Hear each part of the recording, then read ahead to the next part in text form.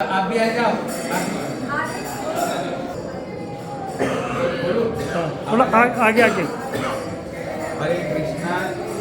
हम लोग जयपुर में श्री गोपीनाथ जी के मंदिर में पहुंचे हैं दर्शन करने के लिए। ये जो गोपीनाथ जी है, विशेष करके हमारे गौड़ीय संप्रदाय में 3 ठाकुर है, गोविंद, गोपीनाथ और मदन मोहन। इसलिए श्री कृष्णदास ठाकुर गौड़ियारे बगैचन आत्मसात, मतलब ये तीनों ठाकुर ने गौड़ीय वैष्णव को अपनाया, इनका जीवन का धर्म बनाया। एक संबंध का देवता श्री मदन मोहन, गोविंद देव हमारे अभ्युदय का देवता, और ये गोपीनाथ जी हमारे प्रयोजन का देवता। अभी प्रश्न है ये गोपीनाथ ही हमारे क्यों प्रयोजन है? कारण क्या?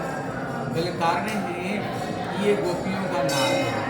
यद्यपि भगवान को पंचरस से आराधना करते हैं, शांत, दास्य, सख्य, वात्सल्य और मधुर।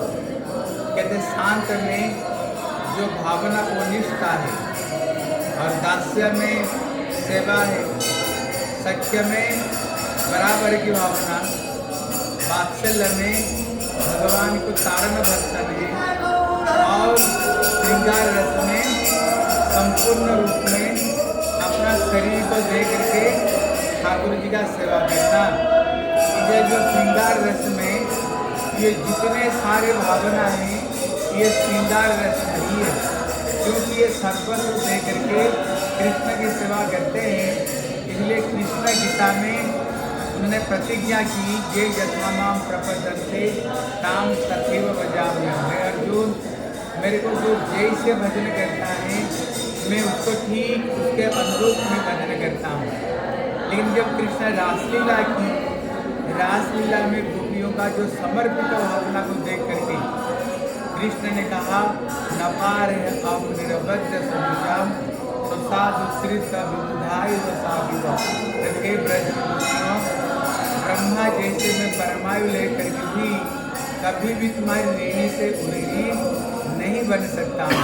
इसलिए केवल भगवान केवल ब्रज गोपियों के पास में आकर के अपना हार को कृष्ण स्वीकार करते, क्योंकि कृष्ण जो गीता में बताए, सर्वधर्मान परित्यज्य माम एकम शरणं व्रज अहम त्वाम सर्व पापेभ्यो मोक्षयिष्यामि मां। कृष्ण जो भगवद गीता में ये श्लोक को बोले, अगर ये श्लोक को जो संपूर्ण रूप में इसके जीवन में अगर दिखता है, ये ब्रज गोपियों का चरण में ही इनकी अंदर में संपूर्ण जो आत्मसमर्पण, जैसे हम कहते हैं 10 काम छोड़ करके भगवान को भजन करनी चाहिए। लेकिन इन लोगों ने जब भगवान कृष्ण बंसी बटी को नीचे बंसी बटी थी, कोई श्रृंगार कर रही थी, कोई बच्चे को दूध पिला रही थी, कोई पति को सेवा कर रही थी, कोई रसोई कर रही थी, कोई सास की सेवा कर रही थी, लेकिन कृष्ण का बंसी ध्वनि सुन करके इन लोगों ने सब कुछ उन्होंने पीछे करके कृष्ण का श्री चरण में आए हैं। इसलिए इनके अंदर में संपूर्ण रूप में जो समर्पण भाव है, ये ब्रज गोपियों का अंदर में दिखता है। इसलिए श्री चैतन्य महाप्रभु कहते हैं, गोपी भर्तु पद कमलेव दास दासानुदास। हम लोग कौन हैं? बोले गोपी भर्तु पद कमलेव। बोले गोपियों का जो भर्ता श्री गोपीनाथ ही हमारी ये प्रयोजन का देवता है। इसलिए श्री चैतन्य महाप्रभु भी ब्रह्मा का एक दिन में इसी जगत में चैतन्य महाप्रभु एक बार आते हैं, और एक बार आकर क्या देते हैं, जिसको श्री रूप गोस्वामी कहते हैं, अनर्पित चिराग करुणयावतीर्ण कलो समर्पयित उज्ज्वल रसान सौभक्ति श्रियम हरि पुरुष सुंदर तुति कदम्ब संदित सदा हृदय कतरेश पुरतुव सचिनंदन।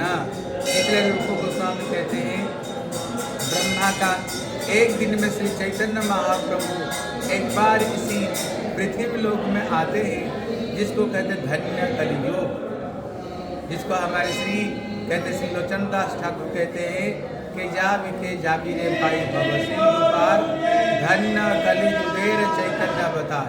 श्री जो चैतन्य महाप्रभु कहते ये जो कलयुग में आए, कलयुग में कोई भी जन्म लेना नहीं चाहते। क्यों?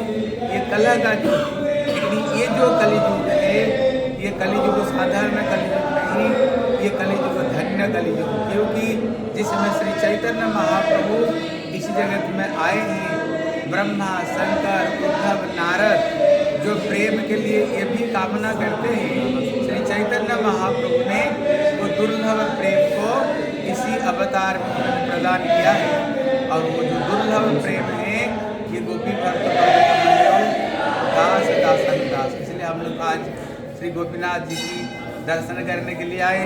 देखो ये जो तुलसी का जो ड्रेस हम देख रहे हो, श्री गोपीनाथ जी को जिन्होंने प्रकाशित किया है श्री मधु पंडित जी, ये मधु पंडित जी का ये व्यवहार, ये तुलसी का ये ड्रेस है। पहले संत लोग संपूर्ण तुलसी वो द्वारा अपना शरीर को ढकते थे। कारण है जो तुलसी है ये कृष्णा प्रेयसी।